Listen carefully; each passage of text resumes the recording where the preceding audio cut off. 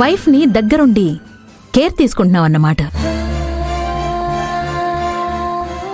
నీకు తల్లి ఏమైపోయినా పర్వాలేదు, అంతేనా? ఎందుకమ్మా అలా అంటున్నావు? తప్పేమన్నాన్రా? మార్నింగ్ నుంచి చాలా రకాల టెన్షన్స్తో ప్రెషర్గా ఫీల్ అవుతున్నాను.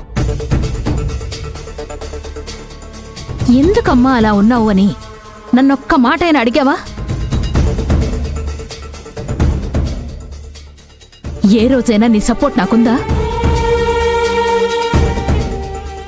అదే నీ భార్య కోసం మాత్రం నువ్వు దగ్గరుండి సేవలు చేస్తున్నావు. సిగ్గుగా అనిపించడం లేదా నీకు? సారీ అమ్మా, నువ్వు టెన్షన్లో ఉన్నావని నిజంగానే నోటీస్ చేయలేదు. ఇప్పుడే డాక్టర్ కాల్ చేసి రమ్మని చెప్తాను. అక్కర్లేదు. అడిగి చేయించుకునే కర్మ నాకేమీ పట్టలేదు. బట్ నువ్వు ఎంతలా మారిపోతున్నావో నువ్వే చెక్ చేసుకో.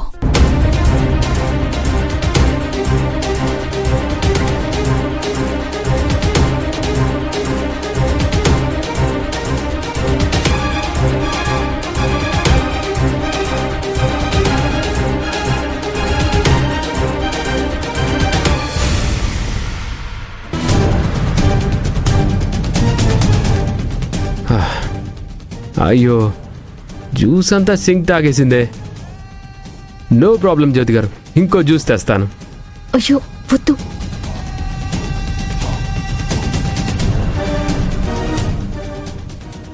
జ్యోతిని కావాలనే అమ్మ ఇబ్బంది పెడుతోంది.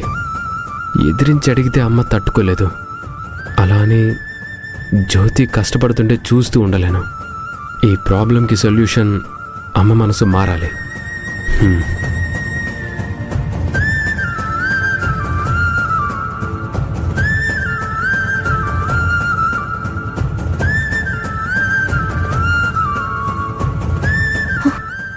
శారదమ్మకి స్పృహ వచ్చిందో లేదో, రంగ వాళ్ళకి భోజనం ఎవరు తీసుకెళ్తారు? శారదమ్మ హాస్పిటల్లో ఫీజు రంగ వాళ్ళు ఎలా కడతారు? అంత డబ్బు వాళ్ళ దగ్గర లేదు. ఏం చేస్తారు?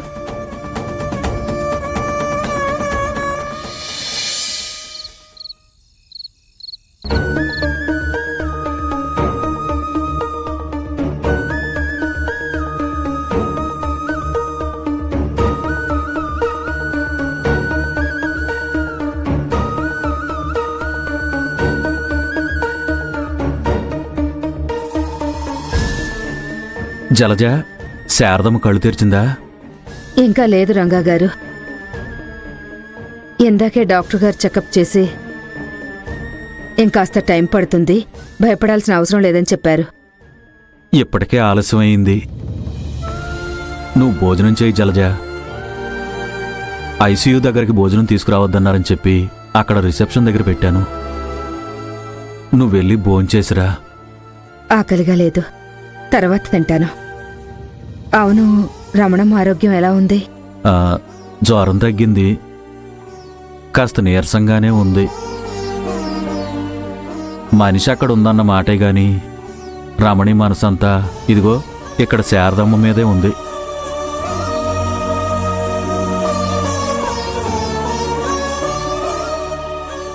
సార్, ఇది హాస్పిటల్ ఫీ రిసిప్ట్. ప్రస్తుతానికి ఇవి కౌంటర్లో కట్టేసేయండి. ఇంకేమన్నా అవసరం అయితే తర్వాత చెప్తారు.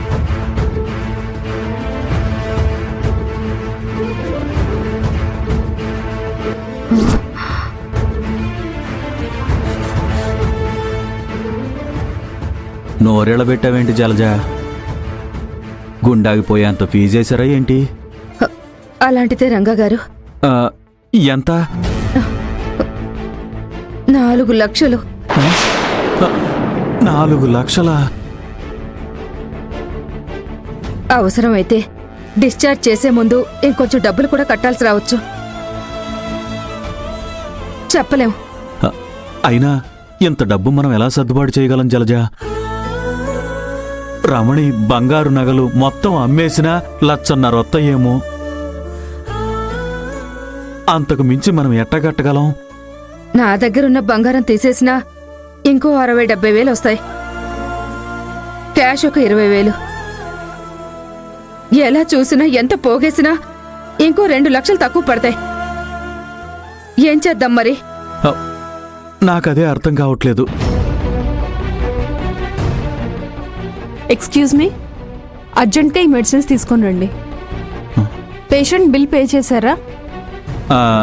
ఇంకా లేదు, కట్టేస్తామమ్మా. ఓకే, త్వరగా కట్టేయండి. ఆ.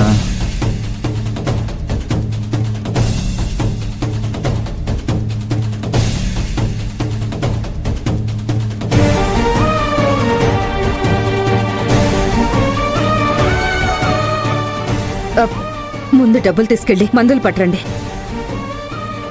ఫీజు ఎలా కట్టాలన్నది తర్వాత ఆలోచిద్దాం. ఆ, ఆ, మందులకి నా దగ్గర డబ్బులున్నాయి జలజ. ఎట్టాగే హాస్పిటల్లో అవసరం పడతాయని తెలిసిన వాళ్ళ దగ్గర కొంచెం తీసుకొచ్చాను. నేనెళ్ళి మందులు తీసుకొస్తాను. అలాగే.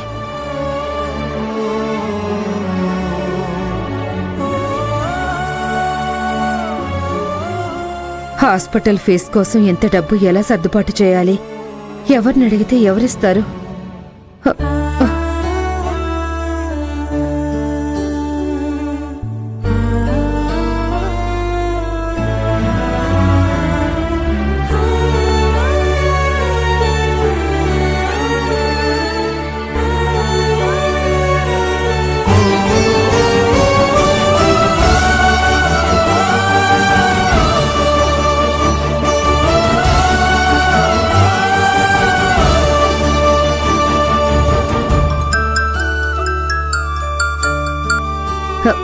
చెప్పు జ్యోతమ్మా.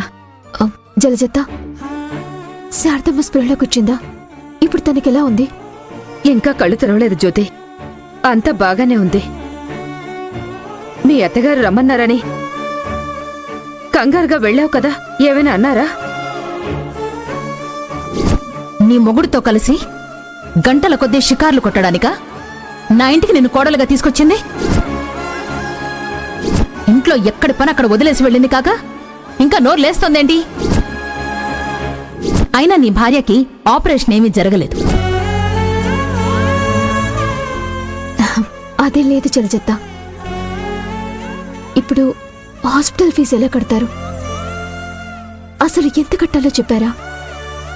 4 లక్షలని చెప్తే జ్యోతి బెంగ పెట్టుకుంటుందేమో. హలో, ఇంకా లేదు. అయినా ఫీజు గురించి నువ్వు దిగులు పడకు జ్యోతి. మేము ఉన్నాం కదా, మేం చూసుకుంటాం. నాకు తెలిసి చాలా డబ్బు అవసరమవుతుందత్తా. ఎలా కడతారు? ఎలాగోలా చేస్తాంలే జ్యోతి, నువ్వు టెన్షన్ పడకు. నువ్వు అక్కడ ప్రశాంతంగా ఉండు. ఎలా ప్రశాంతంగా ఉండగలనత్తా? ప్రతి క్షణం శారదమ్మే గుర్తొచ్చి